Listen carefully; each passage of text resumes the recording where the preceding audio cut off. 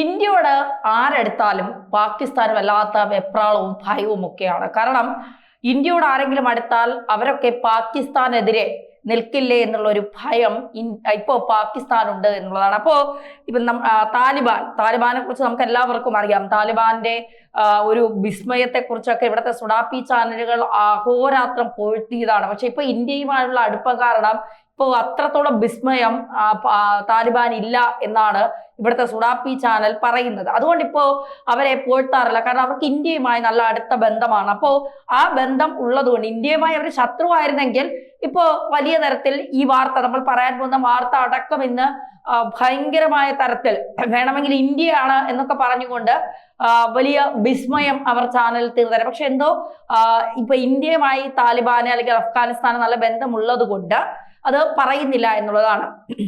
അഫ്ഗാൻ വിദേശകാര്യ മന്ത്രിയുമായ ഒരു കൂടിക്കാഴ്ചയ്ക്ക് തയ്യാറാണ് എന്ന് പാകിസ്ഥാൻ അറിയിക്കുന്നു. അപ്പൊ അഫ്ഗാൻ പറയുന്നു, വേണ്ട, ഞങ്ങൾക്ക് തൽക്കാലം ഇനിയൊക്കെ ആയിട്ട് കൂടിക്കാഴ്ചയ്ക്ക് സൗകര്യമില്ല. അതും പറഞ്ഞുകൊണ്ട് ഇങ്ങോട്ട് വരേണ്ട. പ്രത്യേകിച്ച് പാകിസ്ഥാനെ സംബന്ധിച്ച് POKയിൽ ഇപ്പോൾ വലിയ രീതിയിലുള്ള പ്രതിഷേധം കത്തുകയാണ്. പിന്നെ പഞ്ചാബ് പ്രവിശ്യ, പാകിസ്ഥാന്റെ ഏറ്റവും സ്ട്രോങ് ആയിട്ടുള്ള ഏരിയയാണ് പഞ്ചാബ് പ്രവിശ്യ എന്ന് പറയുന്നത്. പഞ്ചാബ് പ്രവിശ്യയിലും വലിയ രീതിയിലുള്ള സംഘർഷം, അവർക്കും സ്വാതന്ത്ര്യം വേണമെന്ന് പറഞ്ഞുകൊണ്ട് അവരും കടുത്ത പ്രശ്നം ഉണ്ടാക്കുകയാണ്. ഈ POKയിൽ പ്രത്യേകമായിട്ടുള്ള ഭരണാധികാരികൾ ഉണ്ട് എങ്കിൽ പോലും പാകിസ്ഥാനിൽ നിന്ന് അവർക്ക് വേർപിരിയാണ്. അവർക്ക് ഒന്നുകിൽ ഇന്ത്യയോടൊപ്പം ചേരണം, അല്ലെങ്കിൽ അവരെ പ്രത്യേക ഒരു രാജ്യമാക്കി മാറ്റണം എന്നൊക്കെ പറഞ്ഞുകൊണ്ട് അവർ കുറെ നാളുകൊണ്ട് മുറവിളി കൂടുന്നു. ഇനി തൊട്ടപ്പുറത്ത് 40% പാകിസ്ഥാനിലുള്ളത് ബലൂചിസ്ഥാനികളാണ്. അപ്പോൾ ബലൂചിസ്ഥാനികൾ നിരന്തരം പാകിസ്ഥാൻ ഒരു ദിവസം പോലും കിടക്കപ്പുറതി കൊടുക്കാതെ ബലൂജികൾ നിരന്തരം, ബലൂജി ലിബറേഷൻ ആർമി പാകിസ്ഥാന്റെ സൈനികരെ കിട്ടിയാൽ അപ്പം തന്നെ തീർക്കും. ആ തരത്തിലേക്ക് അവർ നീങ്ങുന്ന ഒരു കാഴ്ചയാണ് നമ്മൾ കാണാൻ സാധിക്കുന്നത്. അപ്പോൾ ഇനി ഹൈബർ പഷ്തൂൺ മേഖലയിലാണെങ്കിൽ സ്ഥിരം ഈ തെഹ്രീക്ക് താലിബാൻ അടക്കമുള്ളവർ അവിടെ പ്രശ്നമുണ്ടാക്കുന്നു. അപ്പൊ അവിടെയും സ്ഥിതി അത്ര നല്ലതല്ല. അപ്പോൾ പാകിസ്ഥാൻ മൊത്തത്തിൽ ഒരു അരാജകത്വമായ, ഒരു സമാധാനമില്ലാത്ത അന്തരീക്ഷം ഇങ്ങനെ പാകിസ്ഥാനുള്ളിൽ പുകഞ്ഞുകൊണ്ടിരിക്കുകയാണ്. ഏത് നിമിഷം വേണമെങ്കിൽ അത് പൊട്ടിത്തെറിക്കാം എന്നുള്ളതാണ്. പാകിസ്ഥാൻ കരുതുന്നത് പാകിസ്ഥാന്റെ ആത്യന്തികമായ ശത്രു ഇന്ത്യയാണ്. അപ്പൊ ഇന്ത്യയെ തകർക്കണമെന്ന് പാകിസ്ഥാൻ ചിന്തിച്ചുകൊണ്ടിരിക്കുമ്പോൾ പാകിസ്ഥാന് ചുറ്റുമുള്ള പല സ്ഥലങ്ങളും, ഇപ്പൊ ഇന്ത്യക്കകത്തുള്ള പല മേഖലകളും ഇന്ത്യ തകരണമെന്ന് ആഗ്രഹിക്കില്ല. അങ്ങനെ ഇന്ത്യ തകരണമെന്ന് ആരും, ഇന്ത്യക്കെതിരായ പരാമർശങ്ങൾ നടത്തും, അങ്ങനെയൊക്കെ ചെയ്യും. പക്ഷെ ഇന്ത്യക്കകത്ത് ഇന്ത്യ തകരണമെന്ന് ആരെങ്കിലും ആഗ്രഹിച്ചാൽ ഉടൻ തന്നെ അവരെ മുളയിലേ നുള്ളാൻ ഇന്ത്യൻ സർക്കാരിന് കഴിയും. പക്ഷേ പാകിസ്ഥാൻ അങ്ങനെയല്ല. അതുകൊണ്ട് പാകിസ്ഥാനെ സംബന്ധിച്ചിടത്തോളം പാകിസ്ഥാൻ വല്ലാത്തൊരു അവസ്ഥയിലിരിക്കുകയാണ്. ആ സമയത്താണ് ഈ അഫ്ഗാന്റെ വിദേശകാര്യ മന്ത്രി ഇന്ത്യയിലേക്ക് വരുന്നു, ഇന്ത്യയുമായി സന്ദർശനം നടത്തുന്നു.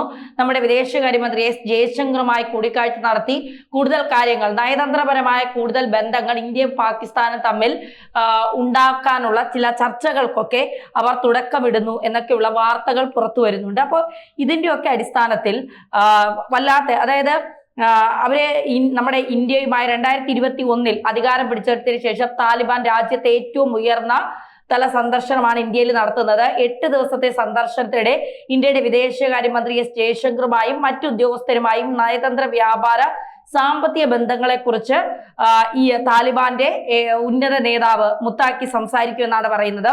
ഇന്ത്യയുടെ അഫ്ഗാൻ നയത്തിന്റെ ഒരു ആക്കം കൂട്ടലാണ് ഈ സന്ദർശനത്തെ കാണുന്നത്. താലിബാനുമായി ചരിത്രപരമായി അടുത്ത ബന്ധം പുലർത്തിയിരുന്ന മുഖ്യ എതിരാളിയായ പാകിസ്ഥാൻ ഇന്ത്യൻ അഫ്ഗാൻ ബന്ധത്തെ സൂക്ഷ്മമായി നിരീക്ഷിക്കുന്നു എന്നുള്ളൊരു വാർത്തയാണ് വന്നത്. UN ഉപരോധങ്ങളിൽ നിന്ന് താൽക്കാലിക ഇളവ് ലഭിച്ച മുത്താക്കിക്ക് യാത്ര ചെയ്യാൻ അനുമതി ലഭിച്ചു. താലിബാൻ സർക്കാരിനെ പൂർണ്ണമായി അംഗീകരിച്ച ഒരേ ഒരു രാജ്യമായ റഷ്യയിൽ നിന്നാണ് മുത്താക്കി ഡൽഹിയിലേക്ക് വന്നത്. അവിടെ വന്നിട്ടാണ് പിന്നെ ഇന്ത്യൻ സർക്കാരുമായി അല്ലെങ്കിൽ ഇന്ത്യയുടെ നയതന്ത്ര ഉദ്യോഗസ്ഥരുമായൊക്കെ കൂടിക്കാഴ്ച നടത്തുന്നത്. ഈ അധികാരമേറ്റ ഉടനെ പാകിസ്ഥാനുമായുള്ള താലിബാന്റെ ബന്ധം വളരെയധികം വഷളായിരുന്നു. കാബൂളിലെ പുതിയ സർക്കാരുമായി ഇന്ത്യ ബഹുമുഖ ബന്ധം സ്ഥാപിക്കുമെന്നും ഇസ്ലാമാബാദോ ഡൽഹിയോ താലിബാനോ പ്രതീക്ഷിച്ചിരുന്നില്ല എന്നുള്ളതാണ് വസ്തുത.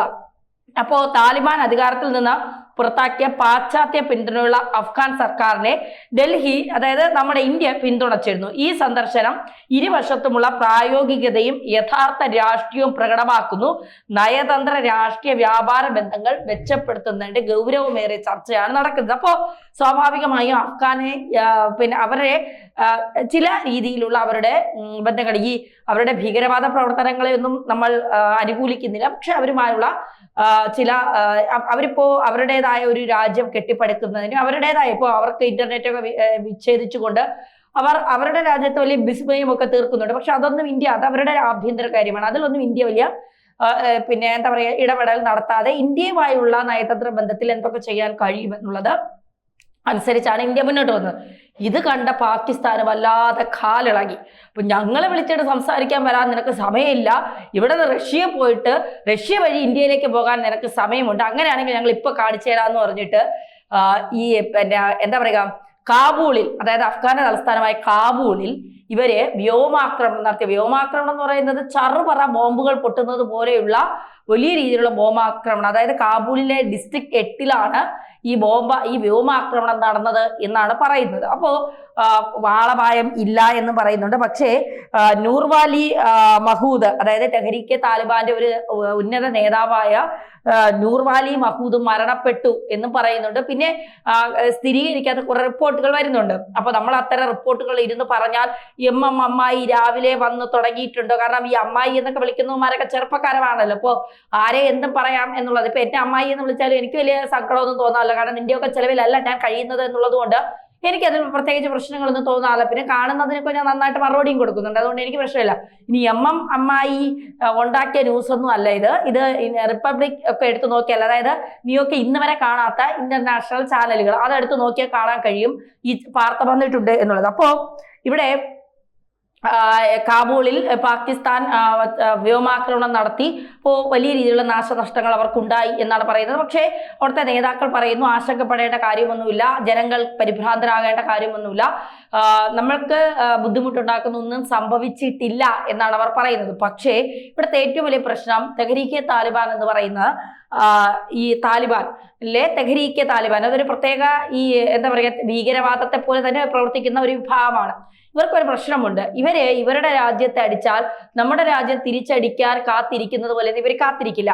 ഇവര് നേരെ ഈ നുഴഞ്ഞു കയറിയിട്ട് ഇവർക്ക് ഈ ചാവേർ ആക്രമണം, നുഴഞ്ഞു കയറ്റം, ഇതൊക്കെ ഇവർക്ക് ഭയങ്കര ഇഷ്ടമാണ്. ഇവർ ഈ അവിടെ നിന്നുകൊണ്ട് വ്യോമാക്രമണം നടത്തുകയെ 4-5 ബോംബുകൾ ഇട്ട് പിന്നെ എന്താ പറയുക 5-6 പേരെ കൊല്ലി, ഇതൊന്നും അല്ല. ഇവരൊരു 10-25 പേര് ഒരുമിച്ച് അരയിൽ ബോംബ് കെട്ടി നേരെ അങ്ങ് നുഴഞ്ഞു കയറിയിട്ട് ഓരോരുത്തരെ ചെന്നങ്ങ് കെട്ടിപ്പിടിച്ച് ആ ഏരിയ മുഴുവൻ ഇവരങ്ങ് ചുട്ടു ചാവലാക്കുക. അതാണ് ഇവരുടെ ഒരു രീതി എന്ന് പറയുന്നത്. അപ്പോ പാകിസ്ഥാൻ ഇപ്പൊ ഇവരുടെ കാബൂൾ എന്ന് പറയുന്ന സ്ഥലത്താണ് ഈ വ്യോമാക്രമണം നടത്തിയതും ഈ പ്രശ്നങ്ങൾ ഉണ്ടായത്. അപ്പൊ പാകിസ്ഥാന്റെ തലസ്ഥാനമായ കറാച്ചിയെ ഇവന്മാര് കത്തിക്കും എന്നുള്ള കാര്യത്തിൽ ഒരു സംശയവും വേണ്ട.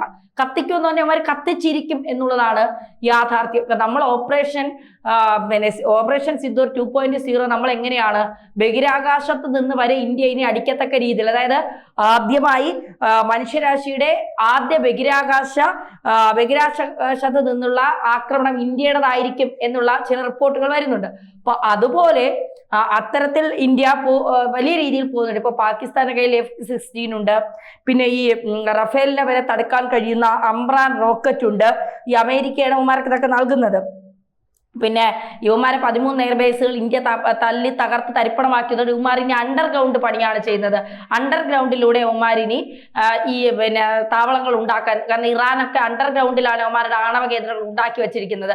അവിടെ ബങ്കർ ബസ്റ്റർ ബോംബുകൾ ഇട്ടാണ് ഇസ്രായേൽ തകർക്കുന്നത്. അപ്പൊ ഇനി അണ്ടർഗ്രൗണ്ട് പണികളാണ് ഇവന്മാർ നടത്താൻ പോകുന്നത്. അപ്പോൾ ഇന്ത്യക്ക് കുറെ ബങ്കർ ബസ്റ്റർ ബോംബുകൾ വേണ്ടി വരും, ഓൾറെഡി ഉണ്ട്.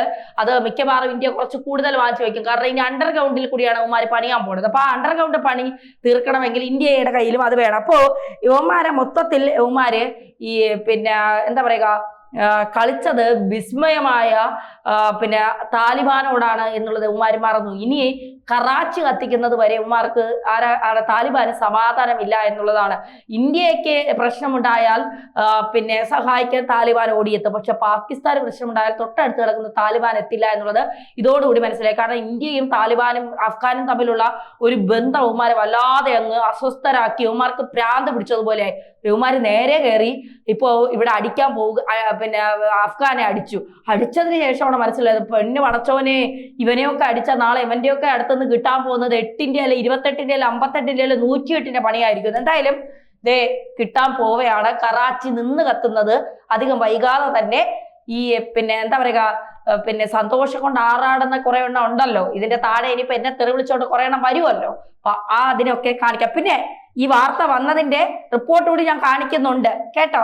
അപ്പൊ അമ്മാവന്മാരും അപ്പൂപ്പന്മാരും ചേട്ടന്മാരും ഒക്കെ ഒന്ന് കരുതിയിരുന്നു.